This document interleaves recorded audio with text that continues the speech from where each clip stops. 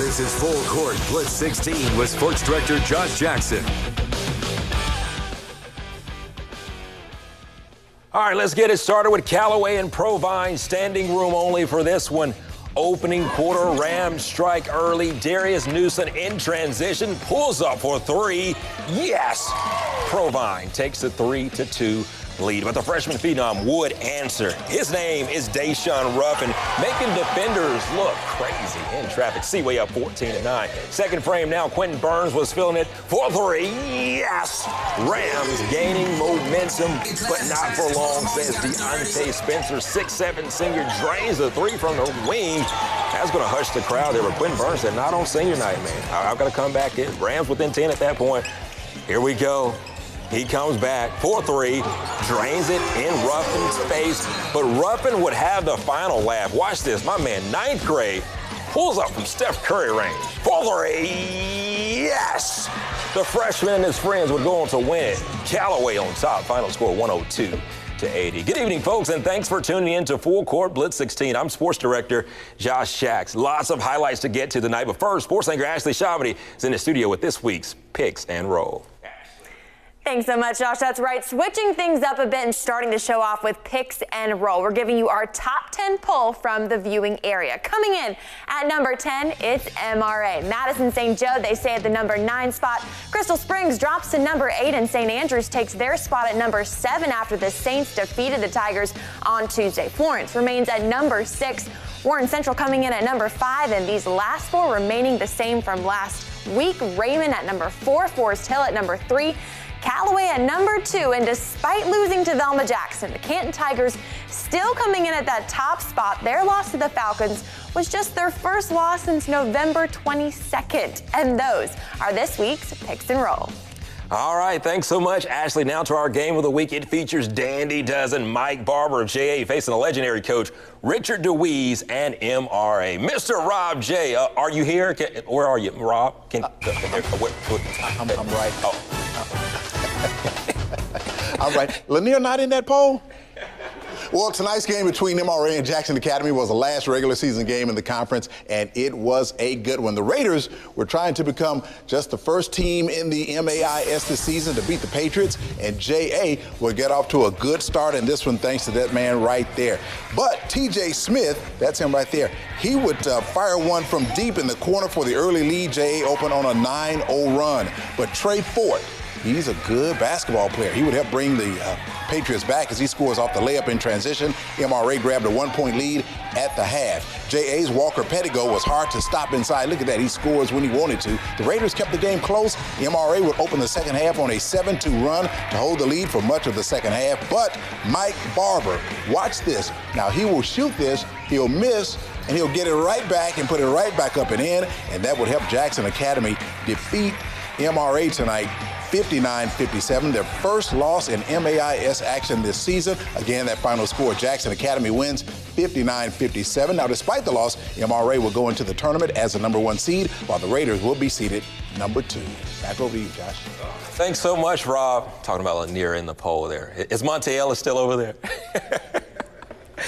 In the house with me tonight, the defending 4A champions, the Raymond Rangers coach Tony Tadlock, Shardarian Allen. Coach, last year at Meridian 6A, as an assistant, you won a title. Looks like you're right on track to win one first year over at Raymond this year. Talk to me. What has that season been like? Man, it's been an unbelievable season so far. We kind of got started out a little slow, but when I got to Raymond, I knew we needed to beef up the schedule a little bit, you would say. And we played a lot of 5 and 6As early on, and I knew if we could survive until Christmas, I knew when we got back in our district, we were able to make a run. And we went to the Rome on the South and played a team of the caliber of Callaway, and we were able to get a win.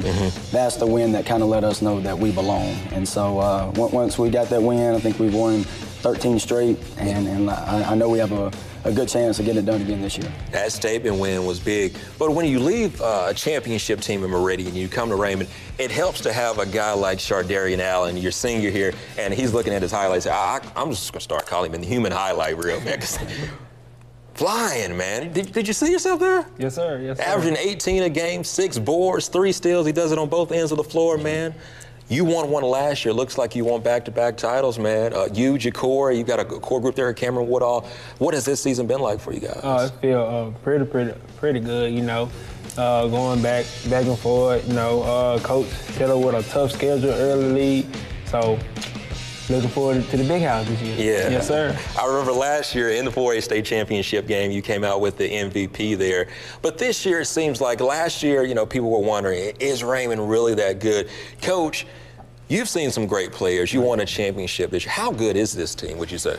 This team, like I always tell them, the results speak for themselves. We competed with Forest Hill and Canton and Meridian. We were right there. We were a player or two away. And like I say, a lot of the early season issues we had, we were just inexperienced in key positions, and those guys have grown up. And like I said, when you have leaders on this team, especially this senior class, I mean, they come to work every day and they lead, and it helps me because being a coach with these guys, they've taken that leadership role themselves. And so, like I say, when we have guys like Shardarian, Cam, Jared Keys, Jairus, those guys that lead every day, it makes my job a lot easier. It makes my job a lot easier, too, when I go cover games and he's throwing it off the backboard, dunking it. Man, I tell you, that's a great team. Well, for you personally, coming from Meridian, you're from Pearl, if I understand correct. So you're back home. It's a win-win for you. It is a win-win. Being close to family, like I say, I built, you know, great relationships with those kids in Meridian, and we were fortunate enough my last season to win a state championship. But to be able to start something on my own, and I kind of knew what I was walking into because we were fortunate enough to play Raymond every year. True. You know, so I kind of had that leg up because we used to beat them pretty bad before I got here. So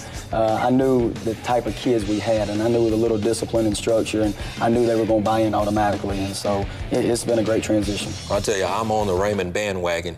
You win a championship, I need me a ring, too, Coach. I appreciate that. Shardarian, we're going to stick around. We're going to bring you back for buzzer beater plays and let you call the first play, you know, see how that works out. Right? Yes, sir. All right. That's it for now. Congratulations, Coach Tadlock, Shardarian Allen. Ashley, you got those high-priced seats. Take it away. Thanks, Josh, and congrats again to those Raymond Rangers. It's about that time, though. Let's show the ladies some love, so sit back, relax. It's time for Courtside with Ashley. First up, the Lady Wolves of Puckett. They made it to the quarterfinals last year, and this year no different. Currently 7-0 in district play. They traveled to Madison St. Joe tonight. Pick it up in the third here. Off the rebound, Wolves push it up the floor. Joy Richardson keeps going all the way to the rim. Puckett leads at 38-12. Bruins respond, though. No roster here, but it's number 4. She drains the deep 2, cuts into that deficit, but it's Addie Smith for Puckett stealing the show. Check out those handles into 2 defenders. She banks the 2. Lady Wolves remain undefeated in district play with the 58-22 win.